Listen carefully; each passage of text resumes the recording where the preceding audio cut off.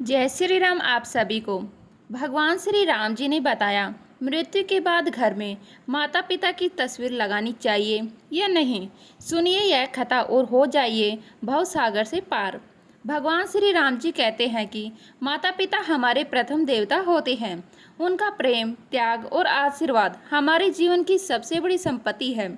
परंतु जब वे इस संसार से विदा ले लेते हैं तो लोग उनकी स्मृति में उनके चित्र अपने घर में लगाते हैं। ऐसे में यह प्रश्न उठता है कि क्या मृत्यु के पश्चात माता पिता की तस्वीर घर में लगानी चाहिए? क्या इसका कोई आध्यात्मिक प्रभाव होता है? आइए जाने भगवान श्री राम जी इस विषय में क्या कहते हैं। आज की इस अलौकिक कथा में भगवान श्री राम जी स्वयं एक भक्त को इस रहस्य से अवगत कराते हैं। यह प्राचीन समय की बात है। एक दिन देवर्षि नारद पृथ्वी भ्रमण कर रहे थे। तब उन्होंने देखा कि कुछ लोग किसी मृत व्यक्ति की चिता के पास खड़े होकर रो रहे हैं और मन ही मन दुखी हो रहे हैं। कुछ समय बाद उस मृत व्यक्ति के परिजनों ने उनका चित्र अपने घर लगाया और उसके समक्ष बैठकर उसे याद करने लगे। यह दृश्य देखकर देवर्षि नारद आश्चर्यचकित हो गए और सोचने लगे, जिस व्यक्ति की मृत्यु हो गई है उसके परिजन उसके चित्र को घर में क्यों लगा रहे हैं? वह अब इस संसार से मुक्त हो गया है, फिर उसके चित्र का घर में क्या प्रयोजन? क्या ऐसा करने से मृत व्यक्ति की कृपा प्राप्त होती है या इसका कोई और अर्थ है? देवर्षि नारद इस दृश्य को देखकर कुछ समझ नहीं पाए। अपने प्रश्नों के उत्तर पाने के लिए उन्होंने भगवान श्री हरि विष्णु जी के लोक वैकुंठ की ओर प्रस्थान किया। वहां पहुंचकर देवर्षि नारद ने भगवान श्री हरि विष्णु जी को प्रणाम किया। भगवान विष्णु जी ने देवर्षि नारद को देखकर समझ लिया कि आज वे किसी संदेश को लेकर पधारे हैं। तब भगवान विष्णु जी बोले, हे ब्रह्मनंदन देवर्षि नारद, आपका वैकुंठ लोक में स्वागत है। बताइए, आज किस उद्देश्य से आप यहाँ पधारे हैं? कौन सी चिंता आपको व्यथित कर रही है?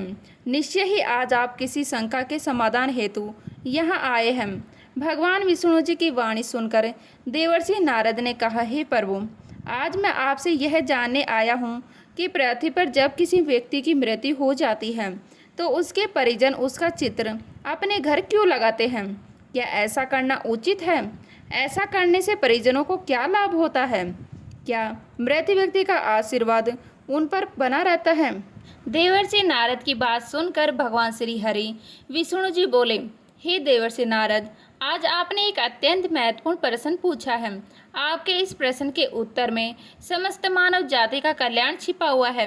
अतः हे नारद, मैं आपको इस प्रश्न का उत्तर एक अलौकिक कथा के माध्यम से देता हूँ। आप इस कथा को आरंभ से अंत तक ध्यानपूर्वक सुनिए, क्योंकि जो भी इस कथा को पूर्ण रूप से श्रवण करता है उस पर मेरी कृपा सदा बनी रहती है। देवर्षि नारद बोले, हे प्रभु, मैं आपको वचन देता हूँ कि जब तक आप यह कथा सुनाएंगे मैं उसे पूर्ण श्रद्धा और ध्यान से सुनूंगा। कृपया अब मुझे वह कथा सुनाइए।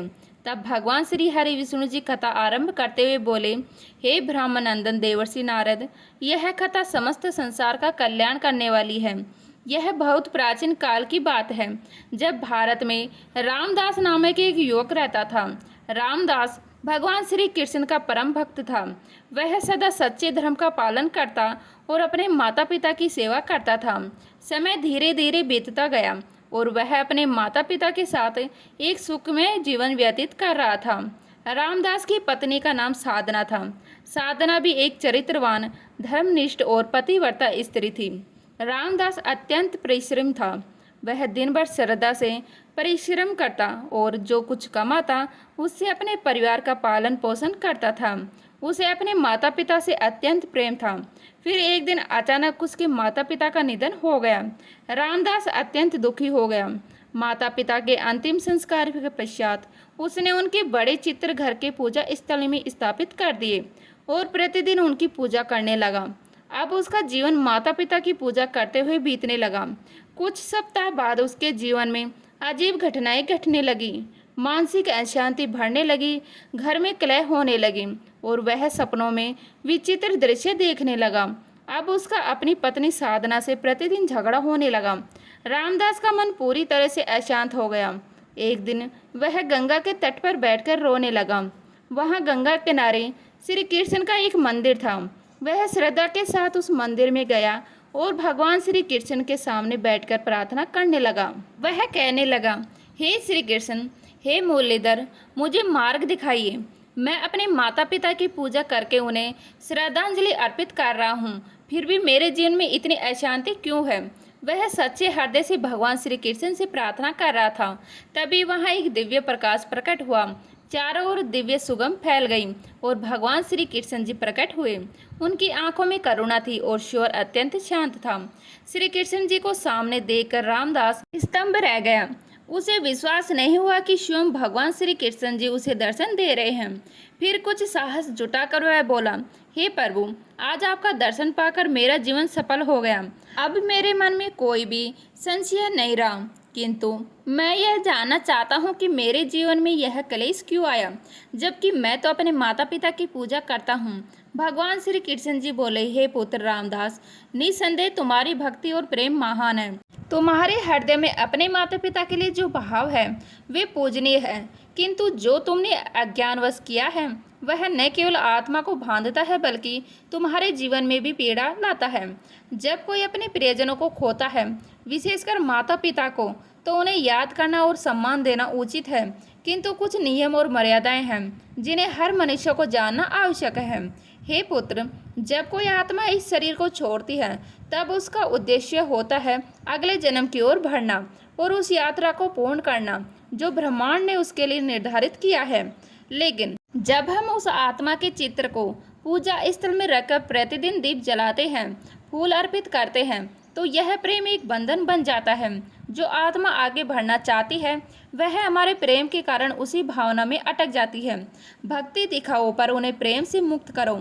उन्हें बांधो नहीं, उन्हें आशीर्वाद के साथ विदा करो।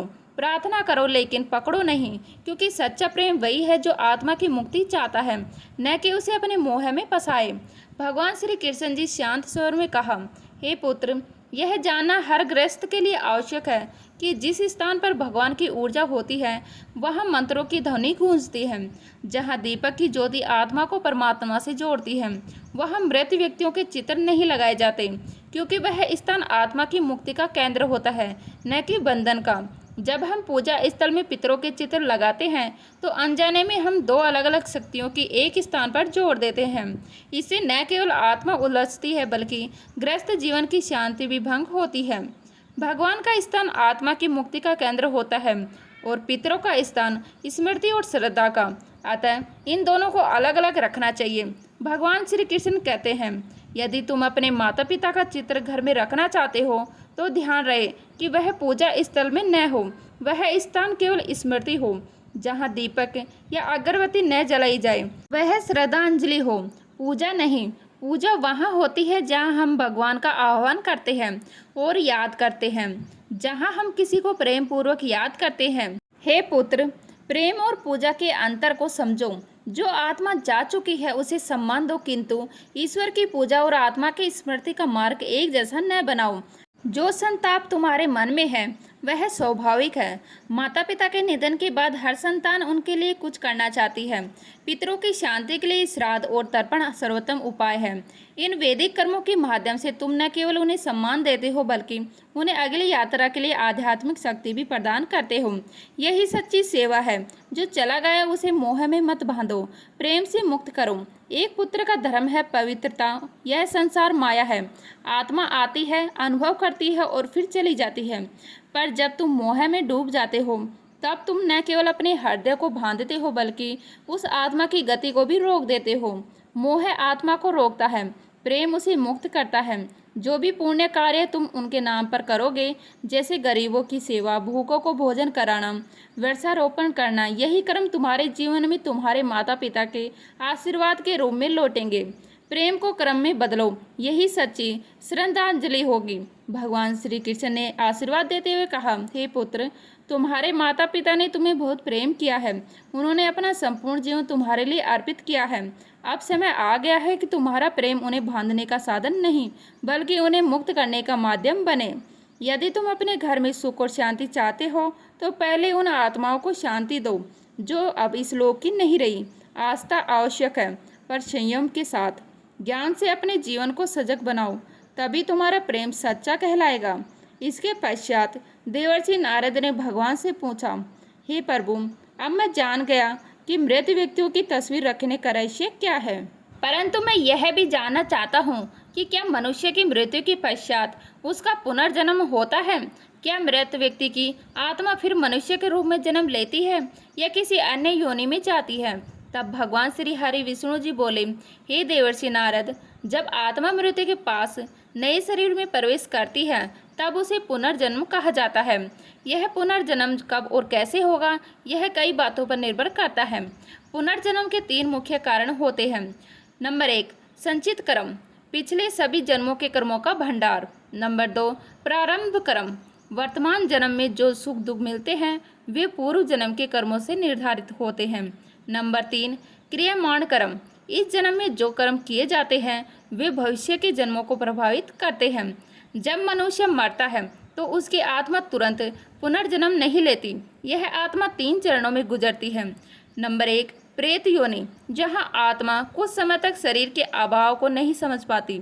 नंबर 2, यमलोक यात्रा, यमदूत आत्मा को यमराज के पास ले जाते हैं। चित्रगुप्त आत्मा के कर्मों का लेखा जोखा प्रस्तुत करते हैं। नंबर 3, निर्णय, यदि पुण्य अधिक होता है तो स्वर्ग या उच्च लोक मिलता है, पाप अधिक हो तो नरक या निम्न योनि मिलती है, और यदि पुण्य पाप समान हो तो मानव जन्म फिर से मिलता है। गरुड़ पुराण के अनुसार आत्मा को पुनर्जन्म के लिए 16 प्रकार की योनियों से गुजरना पड़ता है। पशु, पक्षी, कीट, जलचर, मनुष्य आदि। जिसने हिंसा, छल और अधर्म किया हो वह निम्न योनि में जन्म लेता है। जिसने सेवा, भक्ति और धर्म का पालन किया हो वह दिव्य योनि या पुनः मनुष्य रूप में जन्म पाता है। जीवन आत्मा की यात्रा है। यह यात्रा तब तक चलती है जब तक आत्मा परमात्मा में लीन होकर मोक्ष प्राप्त नहीं कर लेती। अतः पुनर्जन्म केवल शरीर बदलना नहीं बल्कि आत्मा की सनातन यात्रा का दर्शन है। यदि कोई व्यक्ति बहुत अधिक पाप करता है तो वह अगले जन्म में पशु, कीट या राक्षस बनता है। यदि कोई व्यक्ति बहुत अधिक पुण्य करता है तो मृत्यु के पश्चात स्वर्ग को प्राप्त करता है, और यदि कोई व्यक्ति इसके विपरीत आचरण करता है अर्थात घोर पाप करता है तो उसे मेरे ही आदेश से नरक में अनेक वर्षों तक कठोर दंड दिया जाता है तथा उसे नरक की भयंकर यात्राएं सहनी पड़ती है। आगे भगवान श्री हरि विष्णु जी कहते हैं, हे देवर्षि नारद, दूसरा कारण है मृत्यु के समय व्यक्ति की मानसिक अवस्था। इस विषय में तीनों लोकों के स्वामी भगवान शिव जी कहते हैं कि मृत्यु के समय जिस भाव में व्यक्ति होता है वही भाव उसके अगले जन्म को निर्धारित करता है। यदि कोई व्यक्ति मृत्यु के समय भगवान का स्मरण करता हुआ अपने प्राण त्यागता है तो वह मोक्ष को प्राप्त करता है, परंतु यदि कोई व्यक्ति सांसारिक इच्छाओं, क्रोध, मोह या काम में डूबा हुआ शरीर त्यागता है तो वह उन्हीं भावों के अनुसार पुनर्जन्म प्राप्त करता है। फिर भगवान श्री हरि विष्णु जी आगे कहते हैं, हे देवर्षि नारद, अब मुझे आशा है कि तुम्हारे सभी प्रश्नों के उत्तर तुम्हें प्राप्त हो गए हैं। देवर्षि नारद जी भगवान श्री हरि विष्णु जी से कहते हैं, हे प्रभु, आपके मुख से ये उत्तर पाकर मैं कृतार्थ हो गया। अब मैं इन दिव्य ज्ञान को तीनों लोकों में प्रचारित करूंगा। इसके पश्चात देवर्षि नारद जी भगवान श्री हरि विष्णु जी को प्रणाम किया और पुनः भ्रमण के लिए निकल पड़े। इस कथा से हमें यह शिक्षा मिलती है कि माता पिता की आत्मा को बांधना नहीं चाहिए बल्कि उन्हें प्रेम पूर्वक मुक्त करना चाहिए। पूजा स्थल में केवल भगवान का ही चित्र होना चाहिए। यदि मृत व्यक्ति का चित्र लगाना हो तो उसे पूज्य न बनाएं, केवल स्मृति स्वरूप रखें। श्राद्ध, तर्पण और सेवा, इन्हीं के माध्यम से सच्ची श्रद्धांजलि दी जाती है। मृत आत्माओं को मोह से नहीं, समर्पण और प्रेम से विदा करना ही हमारा कर्तव्य है। यही सच्चे पुत्र का धर्म है। यह दिव्य शिक्षा हमें भगवान श्री राम जी देते हैं कि किसी को भी बंधन में मत बंधने दो। जो इस संसार से जा चुका है उसे अपने आंसुओं से बांधो नहीं, अपितु अपने आशीर्वाद और शुभकामनाओं से मुक्त करो, क्योंकि आत्मा का अंतिम लक्ष्य भगवान की ओर यात्रा करना है, और सच्चा प्रेम वही है जो आत्मा की उस यात्रा में बांधा नहीं है बल्कि मार्गदर्शन बनता है। आशा है आपको यह कथा पसंद आई होगी। इसे अपने परिवार के सभी लोगों तक पहुंचाएं जिससे सभी का कल्याण हो। जो भी इस कथा को प्रारंभ से अंत तक श्रद्धा और ध्यान से सुनेगा उसे भगवान श्री राम जी, भगवान श्री कृष्ण जी और भगवान श्री हरि विष्णु जी की विशेष कृपा अवश्य प्राप्त होगी। ईश्वर की कृपा सदा आप सब पर बनी रहे। तो उम्मीद करती हूँ आज की वीडियो आपको अच्छी लगी होगी। अच्छी लगी तो लाइक करें, शेयर करें, नए हैं तो प्लीज़ सब्सक्राइब कर लीजिएगा। मिलते हैं इसी तरह की नई वीडियो के साथ, तब तक के लिए जय हिंद, जय भारत, जय श्री राम।